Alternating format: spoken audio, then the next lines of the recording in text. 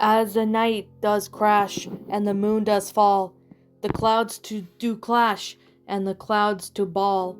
Shelter is needed, feet do move, foot after foot impeded by the oppressing groves. Hills are high and mud does flow, fluttering eyes do pass by, a home with glow. Weary and tired, my feet do tumble, on the rotten porch I do feel a rumble. Nothing more than a wild animal, I think to myself, simply trying to escape the rain, attempting to save himself. The dusty door is met with a shaking fist. Whoever resides here, I bet, can't be worse than an angled cyst. I worried and hurried voice does echo from the inside the shack. Entering, I see a woman like a gecko, with a hunch for her back.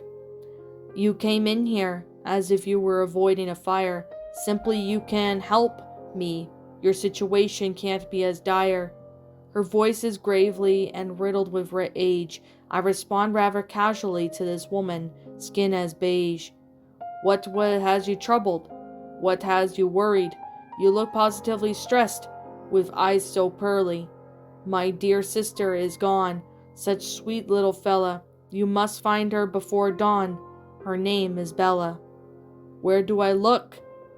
Then I say I look and pan around. She points to a basement hatch. This must lead to a fire underground. I cautiously open the door. A blast of stale air hits me. As I walk inside, she shuts the hatch. A glimpse of her face I caught, nothing but sheer glee. A torch far below lights my way. The stillness is pretty petrifying and choking. Its light keeps the shadows at bay, a kind of darkness simply cloaking.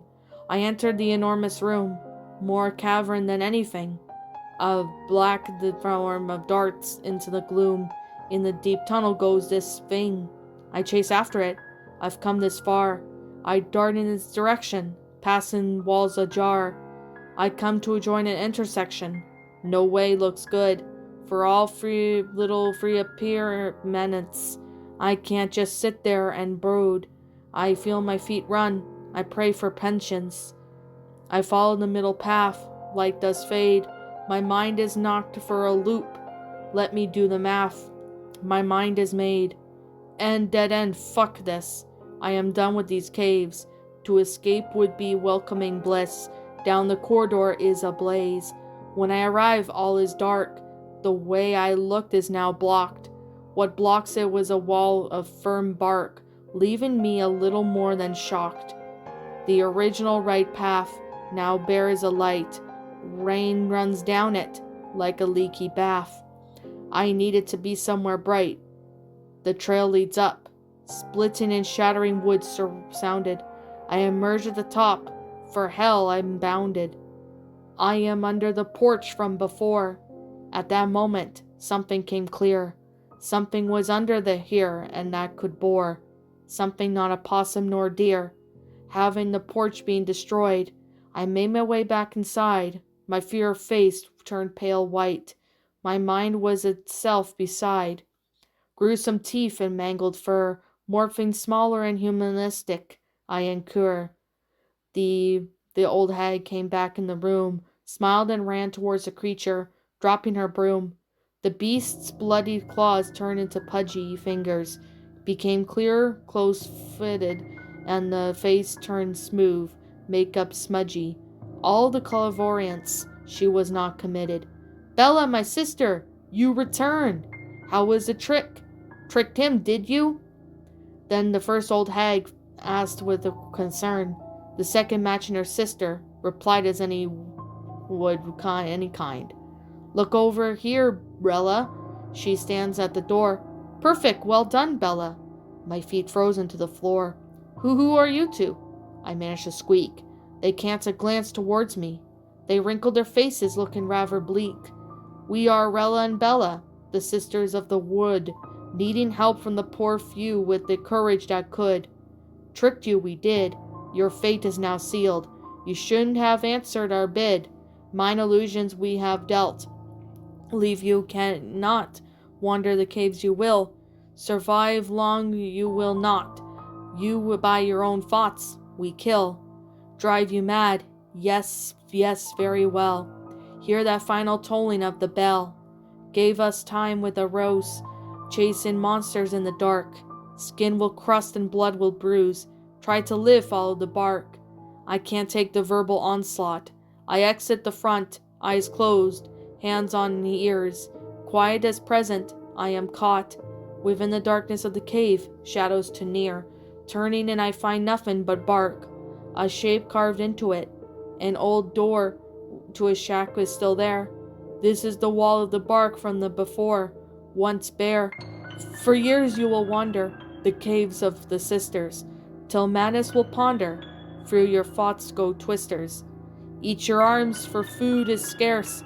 Maybe your ears too, they will only listen to screams. When you are weary, lie down to sleep. Haunted thoughts and twisted dreams. Don't wander in the woods at night, for they will always be looking for fun. The sisters both agree, never fight. Agree to help you, your life is done. As the night does crash, and the moon does fall, the clouds do clash, and the clowns do bail. Shelter is needed, feet do move, foot after foot impeded by the oppressing groves. Hills are high as mud does flow, fluttering eyes do pass by, at home with the glow. The Maggot sisters wants to play their favorite game, not in the time of day. Death befalls of those who help the dame. You would not find them during sun, so travel at dawn and hide at dusk. Eventually they'll get bored waiting done. Witches awake and hunt. Awake you shall impaled by the elephant's tusk.